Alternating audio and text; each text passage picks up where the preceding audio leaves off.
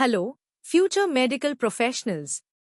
Welcome to our deep dive into the fascinating world of human physiology. Today, we are exploring micturition, a seemingly simple, yet incredibly complex process crucial for our body's waste elimination. From understanding its basic definition to unraveling its intricate neural control and advanced clinical aspects, we'll embark on a four-level journey from easy to the toughest NET-level concepts. Get ready to unravel the mysteries of how your body knows when and how to go. Let's begin our journey with the fundamentals. What exactly is micturition, and what are the basic steps involved? It's simpler than you think. Micturition, quite simply, is the process of expelling urine from your body. You might know it better as urination or voiding. Our urinary bladder acts as a temporary storage tank for urine, which is continuously produced by the kidneys. When this bladder fills up, special sensors in its walls get activated, sending signals to your brain. This is what creates that familiar urge to urinate. It's a vital process that helps your body get rid of waste and keeps your fluid levels balanced. So, how does this expulsion actually happen? First, urine flows into the bladder. As it expands, stretch receptors in its walls send signals to your brain, making you aware of the need to urinate. When you decide it's the right time, the bladder muscle, called the detrusor, contracts. Simultaneously, the circular muscles, or sphincters, that guard the exit relax. This coordinated action allows urine to flow out smoothly through the urethra and leave the body. It's a reflex, but one we can partially control. Time to test your basic understanding. Here are 3 quick questions. 1. What is another common name for micturition? 2. Which organ temporarily stores urine before it's expelled? And 3. What happens to the bladder walls as they fill, leading to the urge to urinate?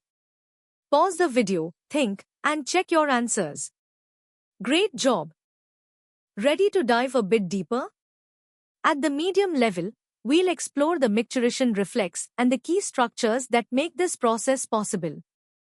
Micturition isn't just a simple action, it's a finely tuned reflex.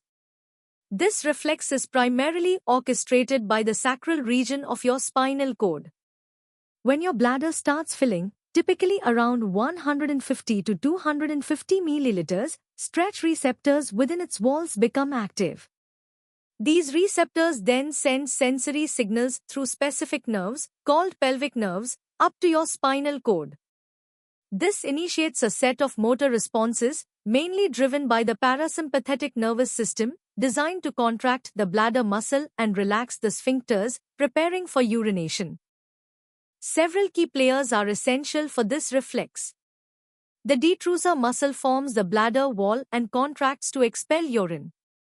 The internal urethral sphincter, an involuntary smooth muscle, relaxes during micturition. The external urethral sphincter, however, is a voluntary skeletal muscle, allowing you conscious control. Pelvic nerves carry both sensory info and parasympathetic signals, while the pudendal nerve controls the external sphincter. And orchestrating all this is the pontine micturition center in your brainstem, integrating voluntary control with the reflex. Let's break down the reflex steps.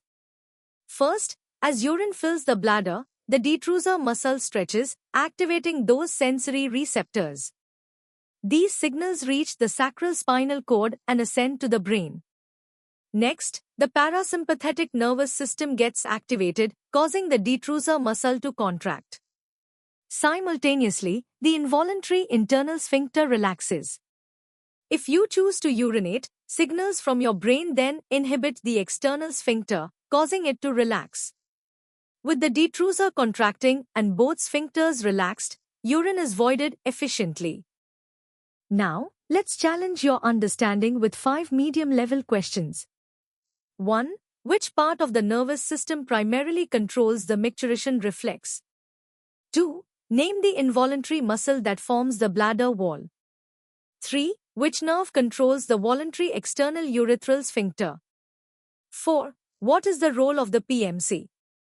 And 5. What's the initial trigger for the reflex? Take your time, think critically, and reinforce your knowledge. Ready for a deeper dive into the intricate neural circuitry?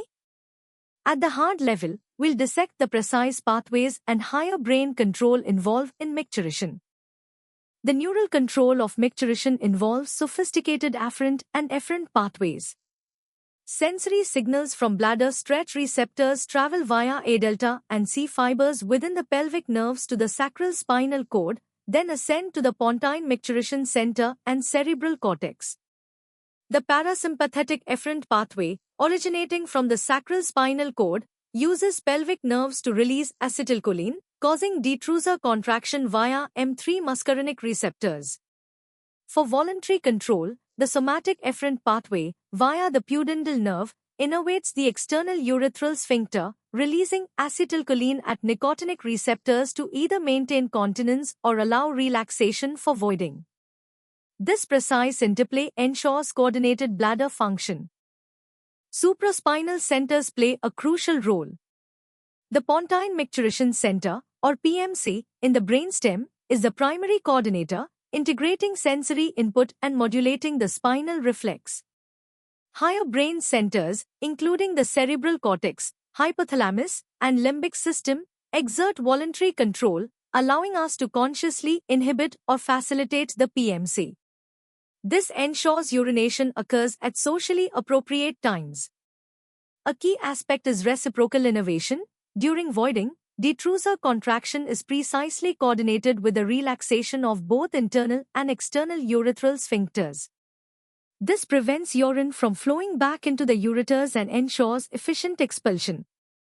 Micturition proceeds through distinct phases. The filling phase is dominated by sympathetic activity, causing bladder relaxation and internal sphincter contraction. The voiding phase sees parasympathetic dominance, leading to detrusor contraction and sphincter relaxation. Bladder sensations progress from a first urge at 150 to 250 milliliters to a strong urge around 300 to 400 milliliters and discomfort beyond 500 to 600 milliliters. Clinically, neurological damage can lead to a neurogenic bladder, causing either incontinence or retention. Urinary incontinence, the involuntary leakage of urine, can manifest as stress, urge, or overflow types, each with distinct causes and mechanisms. Understanding these phases and disorders is vital for diagnosis and treatment. Ready for a challenge? Here are 7 hard-level questions to solidify your understanding. 1. Describe the neurotransmitter and receptor for detrusor contraction. 2. Explain the cerebral cortex's role and its interaction with the PMC. 3. What is reciprocal innervation in micturition? 4. Differentiate pelvic and pudendal nerve roles.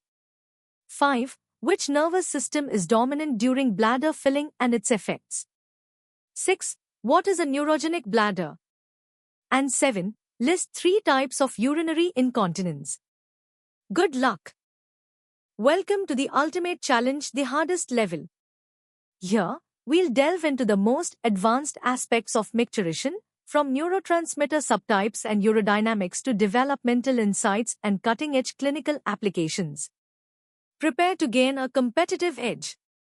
At the molecular level, detrusor contraction is driven by acetylcholine acting on M3 muscarinic receptors. During the bladder filling phase, sympathetic nerves release noradrenaline, which relaxes the detrusor via beta-3 adrenergic receptors and contracts the internal urethral sphincter via alpha-1 adrenergic receptors, preventing leakage. Nitric oxide also contributes to internal sphincter relaxation during voiding. Higher brain centers utilize complex GABAergic and glutamatergic pathways to finely tune PMC activity, demonstrating the sophisticated inhibitory and excitatory mechanisms at play in achieving voluntary control and coordinated micturition.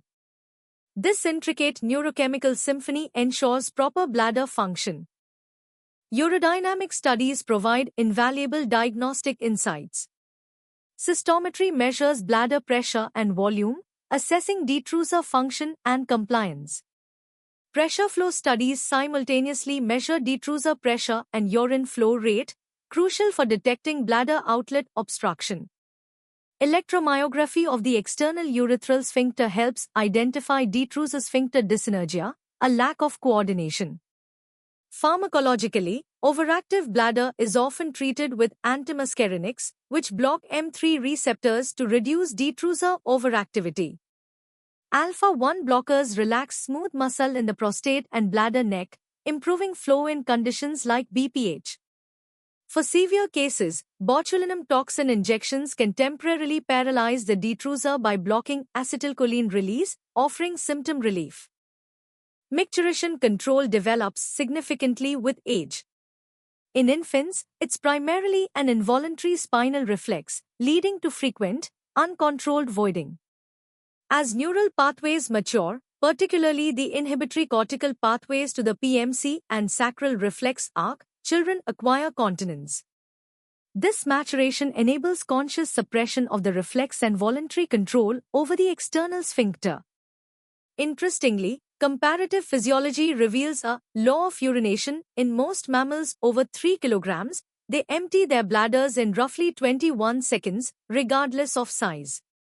This suggests a conserved fluid dynamics mechanism and evolutionary efficiency in bladder emptying strategies, while smaller mammals may face different physical constraints.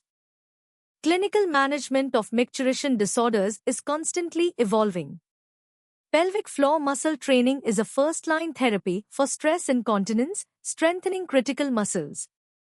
Neuromodulation techniques, like sacral or posterior tibial nerve stimulation, offer advanced options for refractory overactive bladder or retention by modulating nerve activity. For severe incontinence, artificial sphincters can be surgically implanted, providing mechanical control.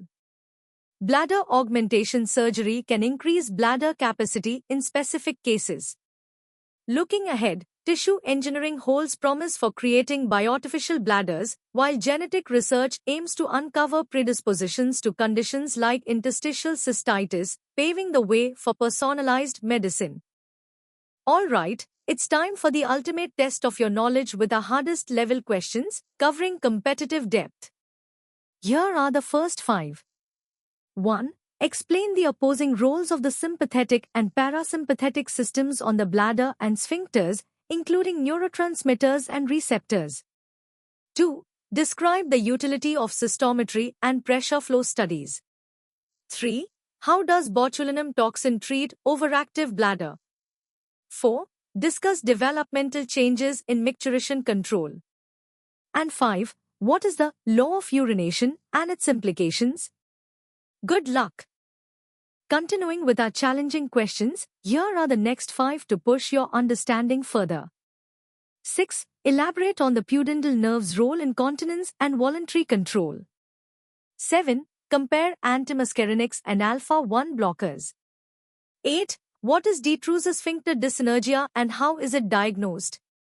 9. Describe 2 advanced therapeutic strategies for severe incontinence. And 10. How do higher brain centers influence the PMC for voluntary control? Tackle these, and you'll be well prepared for any exam. And that brings us to the end of our comprehensive journey through micturition. We've covered everything from basic reflexes to advanced neurophysiology and clinical applications. Remember, consistent learning and practice are key to mastering complex biological concepts for any ET. For more such engaging and in-depth educational content, make sure to visit synapse.omaps.in. Don't forget to like this video, share it with your friends, and subscribe to our channel for regular updates and more fascinating biology lessons. Keep learning, keep growing, and keep aiming for excellence.